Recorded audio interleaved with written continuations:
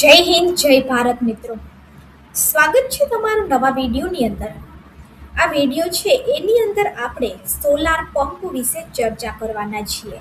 હવે ખેડૂતોને સરકાર દ્વારા સોલાર પંપ લગાવવા માટે સબસિડી આપવામાં આવે છે. તો આ સોલાર પંપ લગાવવા માટે ખેડૂતોએ સબસિડી કેવી રીતે મેળવવી અને સોલાર પંપ લગાવવાનો ટોટલ ખર્ચો કેટલો થશે એની આપણા વિડીયોની અંદર સંપૂર્ણ ચર્ચા કરવાના છીએ. એ પહેલાં જો તમે ચેનલની અંદર નવા છો તો ચેનલને સબસ્ક્રાઇબ જરૂરથી કરી દેજો. મિત્રો, વાત કરીએ તો ખેડૂતોને વીજળી માટે વધુ સંસાધનો મળી રહ્યા છે.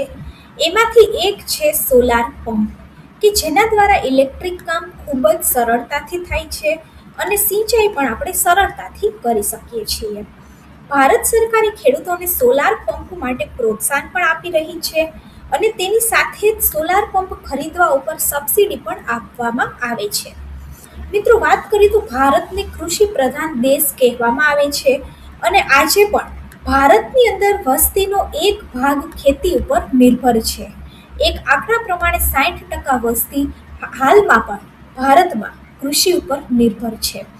ભારત સરકાર પણ કૃષિને પ્રોત્સાહન આપવા માટે ખેડૂતોને વિવિધ પ્રકારના પ્રોત્સાહનો આપતી રહે છે. ખેતી માટે સિંચાઈ એ સૌથી મહત્વની બાબતમાંની એક છે, જેના માટે ઘણી વીજળીનો ઉપયોગ થાય છે. પરંતુ ભારતના અંતરિયાળ વિસ્તારમાં વીજળીની સમસ્યાના કારણે સિંચાઈનું કામ ખૂબ જ મુશ્કેલ બની જાય છે. પરંતુ હવે ખેડૂતોને વીજળી માટે વધુ સંસાધનો મળી રહ્યા છે. આમાંથી એક છે સોલાર પંપ, જેના દ્વારા ઇલેક્ટ્રિક કામ ખૂબ જ સરળતાથી થાય છે અને સિંચાઈ પણ સરળતાથી થઈ શકે છે.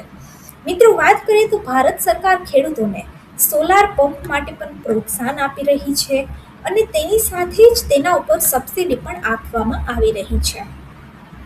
સરકાર તરફથી કેટલી સબસિડી મળી રહી છે, તેનો ટોટલ ખર્ચ કેટલો થાય છે તેના વિશે હું તમને જણાવવાની છું.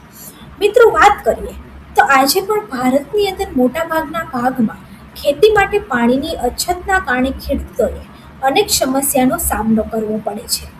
જેના કારણે ઘણા વિસ્તારમાં ખેડૂતોએ ખેતીમાંથી સારી ઉપજ મેળવવા માટે હજુ પણ વરસાદના પાણી ઉપર નિર્ભર રહેવું પડે છે. પરિણામે સારો વરસાદ ન થાય તો પાકને પણ ઘણું બધું નુકસાન થવાની શક્યતા છે.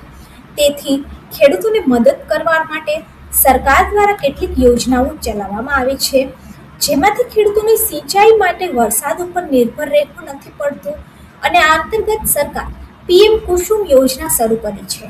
આ યોજના હેઠળ ખેડૂતોને સોલાર પંપ લગાવવા માટે સબસિડી આપવામાં આવે છે. હવે સબસિડીનો લાભ તમે કઈ રીતે લેશો? તો કે કેન્દ્ર સરકાર દ્વારા ખેડૂતો માટે ઘણી યોજનાઓ ચલાવવામાં આવી રહી છે. તે પૈકીની એક યોજના છે પ્રધાનમંત્રી કિસાન ઉર્જા શક્તિ અને ઉત્થાન મહા અભિયાન. આ યોજના હેઠળ ખેડૂતોને સોલાર પંપ ઉપર સબસિડી આપવામાં આવે છે, જેમાંથી 30% કેન્દ્ર સરકાર આપે છે અને બાકીના રાજ્ય સરકાર દ્વારા આપવામાં આવે છે. અલગ અલગ રાજ્યોની અંદર અલગ અલગ નિયમ નક્કી કરવામાં આવ્યા છે અને આનો લાભ મેળવવા માટે ખેડૂતોએ ઓનલાઈન અરજી કરવાની રહે છે. મિત્રો, વાત કરીએ તો રાજ્ય સરકાર દ્વારા ખેડૂતોને સોલાર પંપ માટે 75% સુધીની સબસિડી આપવામાં આવે છે. આનાથી ખેડૂતોને ઘણો બધો ફાયદો થઈ રહ્યો છે. આ ઉપરાંત આપણે વાત કરીએ તો ખેડૂતોને સિંચાઈ માટે 3 HP અને 10 HP સુધીના સોલાર પંપ આપવામાં આવી રહ્યા છે. આ સોલાર પંપ ઉપર 75% સબસિડી આપ્યા બાદ બાકીનો ખર્ચ ચૂકવવો પડે છે. આની અંદર GST પણ સામેલ છે. 75% સબસિડી હરિયાણા રાજ્યમાં આપવામાં આવી છે અને દરેક રાજ્યની અંદર આપણે વાત કરીએ તો સબસિડી અલગ અલગ હોઈ શકે છે.